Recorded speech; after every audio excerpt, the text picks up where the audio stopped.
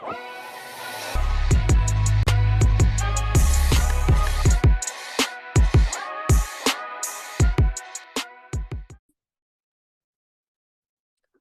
morning. We are back at it again. Last week we had a special guest. This week we have a special guest, and it's about our local community and super cool cat. I think you guys are going to like him a lot, be able to explain a lot about scaling a business. And James Chapman, the Yes, dolphin sir. with eyebrows. I'm here. Actually Monday, you can't even see it. God, that's so pathetic. I'm a grown man and I've been working on my mustache for a week and it's not even really, it looks like I have a dirty lip right now. So I have my reunion, my family reunion this weekend, and it's a pretty big event. They've been doing it since I think like the late 60s, early 70s. And there's going to be like 80 something people this year. So my cousins and I, they all were like, oh, we're growing a mustache. Well, I had to do some photos, some new company photos. So I didn't want to do it with some trash stash, you know. I mean, I already talked like a hillbilly. I don't need to look like one too, because it grows in nice and white trash like. So I just started on my Monday, and man, it's looking a little rough. Yours is starting to flush out a little bit. Yeah, you're becoming a man over there. Look, I don't know what's happening. Something's happening. Yeah. All right, enough chit chat. I was just wondering if that was a sneaky, underhanded comment about, you know, the stash and Addison's mustache there. No. His is about as full as it's gonna get. So, you know, he gets ready to shave. He's gonna heat up a wash rag and just wipe that sucker off. So, no, he's looking good. He's looking beautiful today. So, Addison, why don't you do the honors? Yes, sir. We have Micah from Queen Bee Coffee Company. They have definitely grown. They make some of the best coffee you can get, and they roast it as well. So I'm going to let Micah tell his story and what he does and how he does it, but definitely a cool cat. I think you guys are going to like him. Cool. Yeah, thanks for that intro, Addison. Yeah, there's so much to talk about, right? I mean, I could go back as far as when the first ideas came to me and to my wife, just about Queen Bee and starting a business, or we could talk about just the actual where we are now. So I guess, how far back do you want to go back? So I would go, kind of where you guys started, how you guys got the idea of the coffee company, and then just fast forward the scaling piece. Yeah. So we'll do I won't give you the nickel story. I'll give you maybe the quarter story. How about that? Yeah, that works. Yeah. So if we go back to like the year 2000, I started in corporate America. I was in healthcare. I went to engineering school, got the engineering degree, and got a great job that allowed us to pay the bills. And my wife was able to stay at home and homeschool the kids. And it was, this story kind of career, right? And I was traveling for my job, and it carried me all over the country, and I was gone parts of the week, several times a month. And I read several books, some books by Malcolm Gladwell, another book, my name's, the authors escape me real quick, but The Expeditionary Man.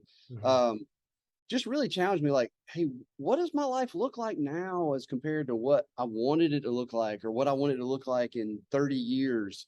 And we're like, maybe we're just 7, 8, 9 years into this career, but maybe we don't want to be here in 30 years. And we just kind of started. I roasted coffee because it was a fun hobby. And the short version is I was traveling. I was in Las Vegas, actually, for a customer. And I found a complete coffee business that was going out of, the owner had passed away unexpectedly, and the widow just wanted to just write, one transaction and get rid of everything. And I bought everything except for the forklift and his name. I'm like, I got 3 kids. I don't need the forklift, and I've never heard of your name. So let's just skip those 2 items on this transaction. Right? Yeah. And we built a 350-ish square foot building in our yard, and we got with the Department of Agriculture and got certified in Henry County, and we started roasting coffee right there in early 2012, and we opened a cafe in downtown McDonough in December of 2013. And we just opened this in Forsyth, Georgia. We're just off the square right next to Fox City Brewing in April of this year. And it's been amazing. We have, slowly grown over the years, because until last fall, I was still working my corporate job. And now I'm fully focused on this, and met with a great company last year that is probably about 6, 7, 8 years ahead of us in the company life cycle. And he said, Micah, you guys need to make a choice. You can stay where you are with that one cafe and roasting and doing your sales, or you can grow. He said, there's no wrong choice, but you kind of have to make an intentional decision so you'll know what to do. And we said, yeah, we want to grow. So we began positioning ourselves for growth. And that's what drove us to this incredible space down here for Forsyth. We've got 4,000 square feet. We got all this packaging area. And I think you may can see my the roaster over here over my shoulder is doing a great job. We're really able to scale and serve the 2 cafes, increase our online sales, do subscriptions, wholesale orders. It's really exciting. We've got a couple of private label brands we do as well. So that's the short summary. There's lots of amazing little nugget stories in the middle of all that. You know what really sticks out to me is, so you said you opened the cafe in 2013. When did Queen Bee become into existence? So we bought all this stuff in October 2011. Our LLC was formed in January of 2012. We sold our first bag of coffee. So right there in McDonough, if you're looking at Southern Roots, there's that concrete section between the Chafin building, which is what that building was, or way back when, the old Ford. Chafin building, and the Welcome Center. We sold our first bag of coffee, like literally right there on that little concrete section in July of 2012 at the courthouse market, courthouse square market. And so we sold our first bag of coffee in July 2012. And then we bought the old Plum Tree building in October of 13. And then we opened on December 3rd of 2013. So it was a quick and fast, furious 18 months. Yeah, no doubt. So, but like when you did it, like when did you know, like, hey, we got something here? Like when did you know, like, hey, we got a good idea? I'm still trying to figure that out, right? Yeah, I hear you. But like, when did you realize it could be something? So we started, I tell people all the time, like, we didn't know what we're doing. We don't know what we're doing a lot of times now. And I think anybody in running any business, and what you guys do, I think there are things that pop up every week. You're like, I didn't see that coming. I thought I was prepared, but that was kind of crazy curveball. So we started there in the market, and then we moved inside the Chafin building. And we were in there, and we were partnered with a small, another vendor, small bakery in there. And we were selling stuff here and there. And then we started doing a pour over bar that was Studio Red over down on Frank Ward. And that hair salon, they did live music on Thursdays. Like, you'd have thought I'd be doing a coffee pour over bar at a hair salon on Thursday nights, but we were doing that. And then we started doing the market on Saturdays, and we were doing some online sales. And we're like, this is crazy. Like, I'm scattered all out. And we really bought the Plum Tree building to consolidate everything. Because I'm like, hey, in all honesty, if we go back to 2013, the McDonough Square was not in the greatest of thriving, situations. And people were like, literally people said, hey, how long are you planning on staying open? I'm like, well, I'm planning on staying here a long time because I bought the building. But our thought was, hey, we'll move our roasting facility there. And if, Addison sees me roasting coffee and he wants to stop in and talk, and I give him a cup of coffee, awesome. And then, we turned into a cafe, and then it just was really slow. And we're like, this is really the life that we like, because it was connecting people. Alicia and I both grew up in Central Georgia in smallish communities. And we're not the go into your garage and close your door and never see your community at all. I mean, what am I talking about? I don't even have a garage door at my house. So, but you know what I mean? Like, connecting people and creating relationships is what we really love to do. And when we started seeing that happen, we're like, this is really cool. And I think we can really facilitate more of that on a bigger scale. So We began seeing that early on. When we've got, James, we've got some families that come in 4 generations on a Saturday morning and have coffee and a cinnamon roll together. And for That's us, awesome. that's really cool. That's Yeah. the real part of what we love to see. And when we began seeing that early on, if you want a date, I can't give it to you, but Yeah. when we start seeing those being created and fostered, we're like, yeah, this is good. Yeah. And something that's a big key there is that you built something out of a passion for connection with other people. And that is something that is completely scalable when it comes to, I like doing this. This is a love and passion of mine. And now I can just take it and just double down and build it up to where it needs to be. Yeah, for sure. And I think we try to hold on to that even like internally to our company as well. We pride ourselves, Alicia does an amazing job with our staff. And if you see any of our documentation, like we write staff in all caps, and that doesn't just mean our team. That means serving together and forming family, because I mean, it's a family, right? I mean, I think, all 3 of us on this call, we might get into arguments with our families, Right. but don't mess with our family. Like, don't mess with them, because we will come to bat, and it'll come to, there might be a fight coming down if you start messing with family. And we look at our team like that as well, our staff. Like, we are really tight, and the connection is what makes it work. Yeah. Well, Addison, going off what you just said, talking about like the passion there. Well, if anybody was listening to how he started off, how Micah started off with this, 2011 idea coming together, buying equipment.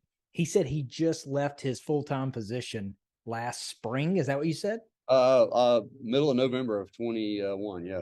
Okay. So there's over 10 years where he's doing double work, doing salons at night, probably trying to take care of kids, working with your wife, everybody going everywhere. Like, that's the kind of thing it talks about.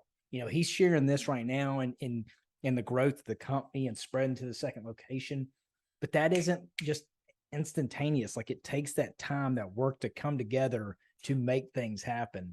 And, we can all take a lot of comfort in knowing that when you've been going after it, grinding after it for years and years and years, like, what is the goal? Where are you going? Like, it takes time for these things to develop and build. There's things we can do to speed them up, but that's the nature of it. And a lot of people don't respect that process, So, anyways. Yeah. And I think that's, people ask, like, how long are you going to keep doing, your corporate job? And funny, this is another little nugget of a story. I tried to leave in March of 2020. Literally, I was in part of the management team, and I sat down with my manager in probably late January, I think, of 2020, and said, "Hey, I know this is a long way out." I mean, I was giving them like an 8-week notice, which is probably crazy, but I'm like, it's fine. It's what I think I need to do, because I wanted to make sure we had a lot going on. We want to make a good transition. And my plan was March 20th of 2020 would have been 20 years for me with the company. And I wanted to make that transition. I want to make it well and set everybody up for success. Made, all the transitions, all the plans. So that was a Friday, March the 20th. And if we think back to, that's the beginning of COVID, right? I did my exit interview with Human Resources on Tuesday, midday. Wednesday morning, my manager called and said, "Hey, how you feeling?" He said, "You nervous?" I'm like, "Well, yeah, why would I not be nervous? I've been doing the same thing for 20 years. Yeah. And so the short, quick thing is, like, he said, "Hey, we talked, and with all this COVID stuff going on, what do you think about staying?" I am not kidding. I was angry. I was really angry because I was ready to leave. It was like 48 hours from leaving. And he said, "Hey, what do you think about staying?" And I ended up staying.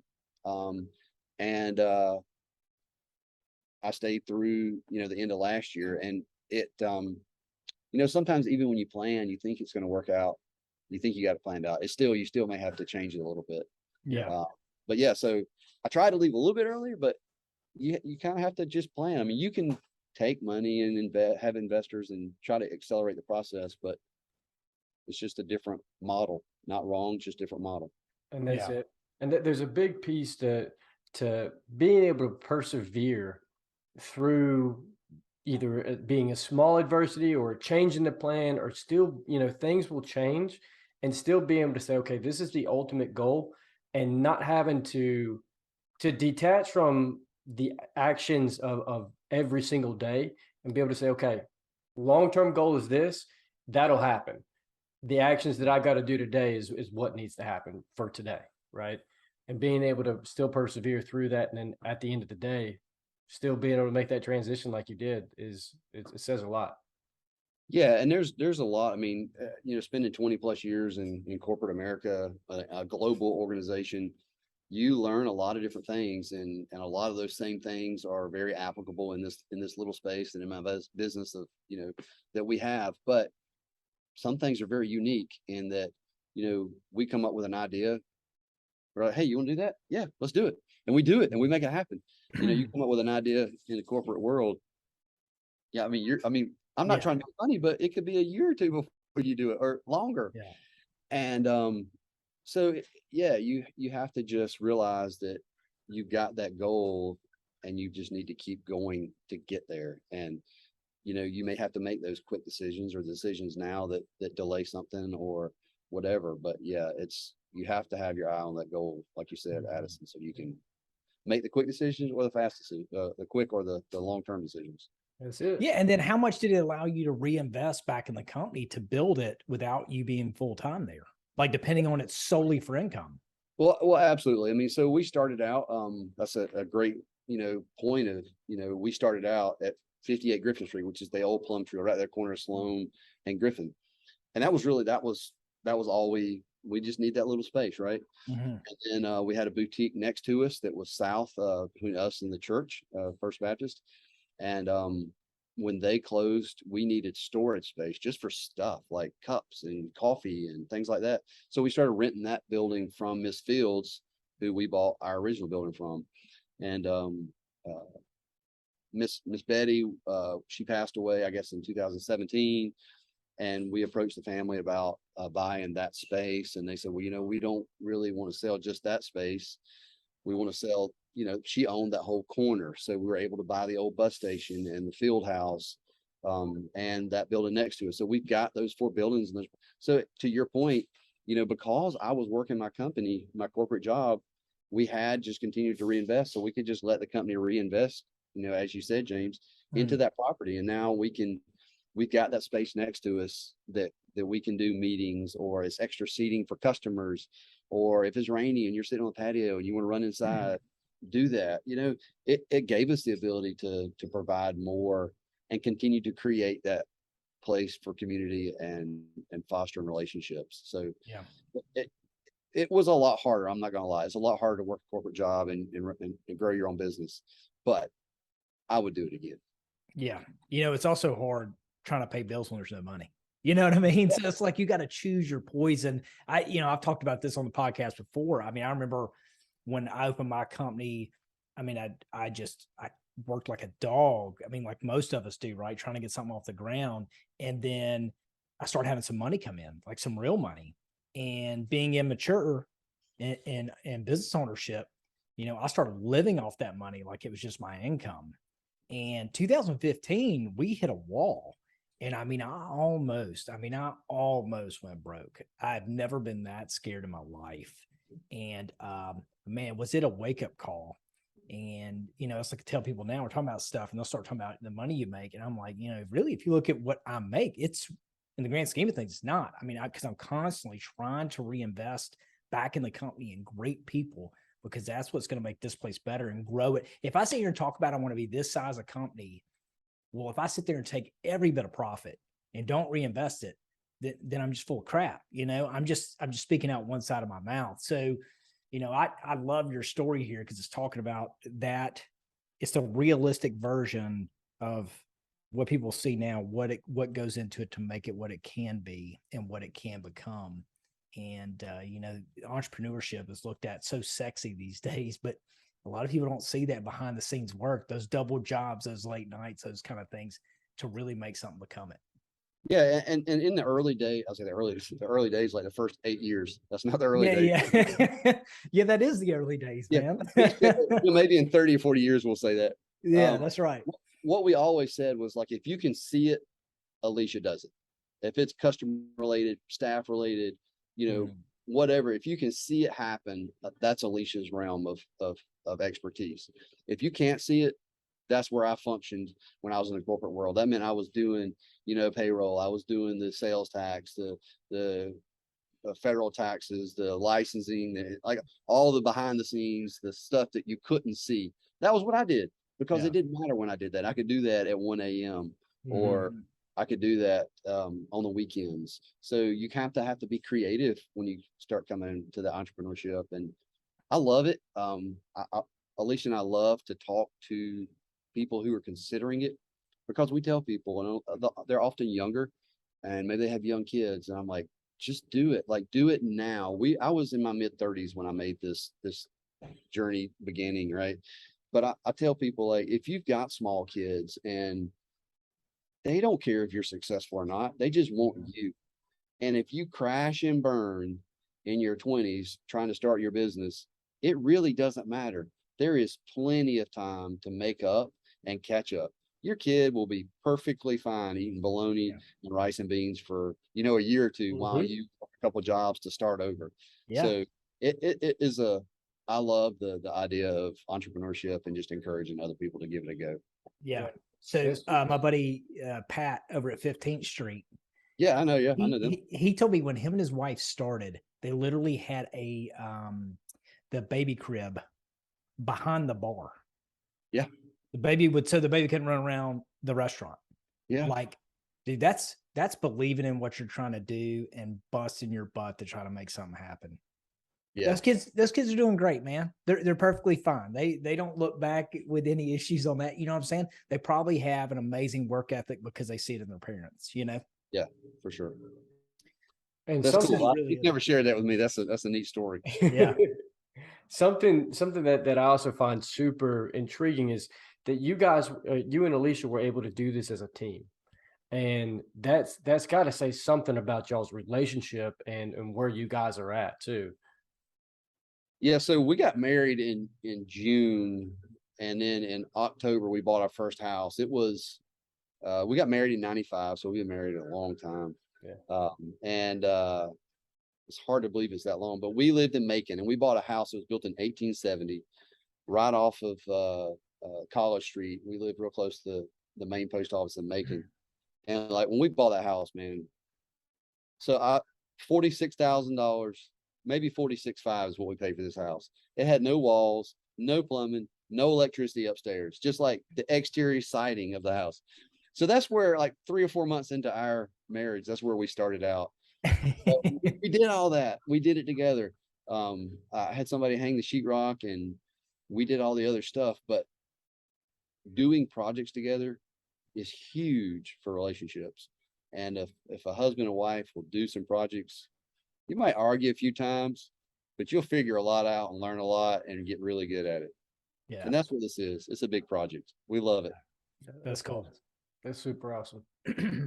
Yeah, my wife Danny and I, she worked with me for quite a few years, and we would be going through something. We would get into it and I'd be like, look, I need an office manager response right now. Like, I don't need a spousal response. Like, I'm trying to talk to my office manager, not my wife. Like, we can do that later, but it was, we grew a lot in that, so learning to communicate, work through issues and stuff. I mean, it was healthy for us. Our kids are all the time. They're like, we'll say, all right, this is the last project. Like for Sight, this is the last project. Like this is it. And the kids are like, yeah, sure. Yeah, we'll see. I know there will be. Always is. It's always the last project. Yeah, that's super cool. Well, so can you leave? We want to be respectful of your time and all our listeners as well. So if you were going to give, I know it's tough to give, there's a million pieces of advice, but if you could give, just one solid nugget to our listeners with starting a business, staying committed to a bit, what would that be? This is so just a cliche kind of answer, I guess, if you will, but I think we kind of made reference to it earlier, and that's that. And I think our technology now has kind of further complicated this, because everything is like this instant gratification, this instant thing, and that's not it. This is not 100-meter dash. This is an ultra marathon. It's a 50 or 100-mile race, and if you've never done one of those, you will learn a lot about yourself doing one of those. And so that's what it is. It's like set your goals, but they need to be, they're not going to be something that you're going to do next week. This is not a business we said, hey, we want to open a business and go sit on the beach in Hawaii the rest of the year. Like, that's not what owning your own business is like. People, I don't know, Instagram, social media, and all that maybe makes it feel like that, but it's the working 2 jobs for 10 years. That's what owning your own business is like.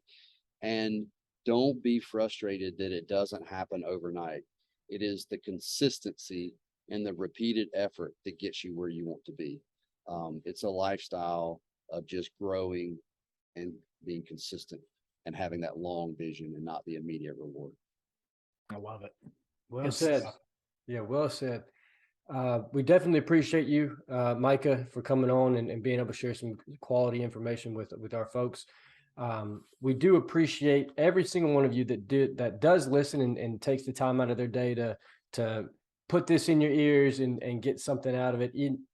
Some days you do, some days you don't, but as long as you guys are listening and sharing this, we're going to continue to grow. And we've grown so much over the past 4 or 5 years that it's blown my mind. So again, appreciate you guys. Do not forget to check out our sponsors, Jocko Fuel and Origin USA.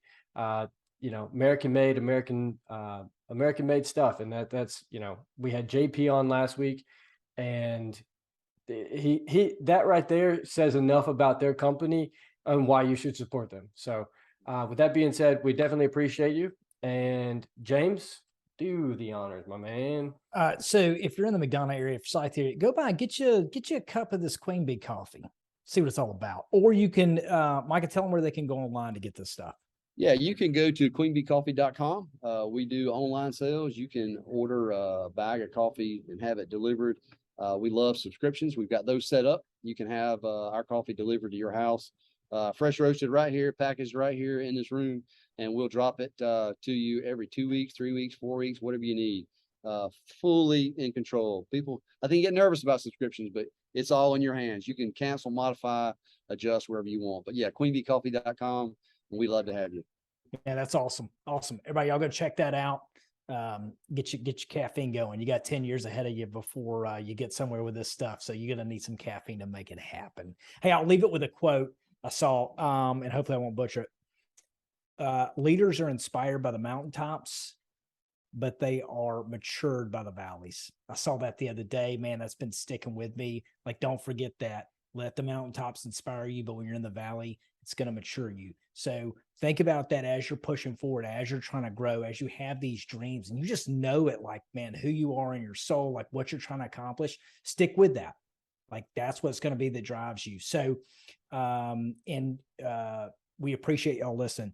Everything we talked about, all the links, that'll be in the description notes. And with that, Grinder out.